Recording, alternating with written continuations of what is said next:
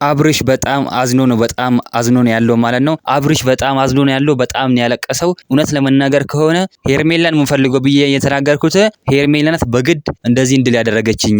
ሩታን ካልክ ግን አንተ የምትወደውን ሰው የሆነ ሰውን አሰቃይብሃለሁ፣ አግትብሃለሁ ብላኝ ነው ያስፈራራችኝ ብሏል ማለት ነው። እኛም ደግሞ እናውቃለን እሱ ሄርሜላን እንደማይወድ ሩትዬን የሚወደው እኛ ሁላችንም እናውቃለን። ሩትዬን እንደሚወድ ሩትዬ ንግስቷን ቆራጧን እንደሚወድ ማለት ነው። ነገር ግን ሄርሜላ አስፈራርታኝ ነው ሄርሜላ እንድል ያደረገ ብሎ ተናግሯል ማለት ነው። እዚህ ነገር ውስጥ ደግሞ ዳኒም ቡዜም አሉበት እነሱም አሉበት ሲል ተናግሯል።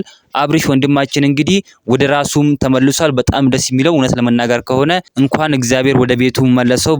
በጣም ነው እኛም የምንወደው ወንድማችንን። እናንተ ቪዲዮ ሲጀምሩ ላይክ፣ ቻናሉ ሰብስክራይብ አድርጉ። የኔ ውድና እንቁ ናችሁ ቤተሰቦቼ። በጣም ነው ደስ የሚለው እውነት ለመናገር ከሆነ አብርሽ እንግዲህ ያው ሄርሜላ እንደማይወደት እናውቃለን። ከሄርሜላ ጋር መሆን እንደማይፈልግ እናውቃለን። ነገር ግን እሷን በግድ ከራሷ ጋር እንዲሆን የምትፈልገው እንጂ እሱ በፍጹም ሄርሜላን እንደማይወዳት ሁላችንም ያው እናውቃለን። እንግዲህ ፍትህ ለአብርሽ ፍትህ ለሩታ እያላችሁ ጻፉልኝ። ልዑል ልጃቸውን አንድ ላይ እንዲያሳድጉ የእግዚአብሔር ፍቃድ ይሁን። እናንተ ምን ትላላችሁ? ሀሳብ አስተያየታችሁን ኮሜንት ላይ ማስቀመጥ እንዳትረሱ። ቪዲዮ ላይክ፣ ቻናሉን ሰብስክራይብ ማድረግ እንዳትረሱ። በሌላ ቪዲዮ እስከምንገናኝ በያላችሁበት የዓለም ዳርቻ ሰላማችሁ ብዝት ይበልልኝ። ደህና ሁኑልኝ።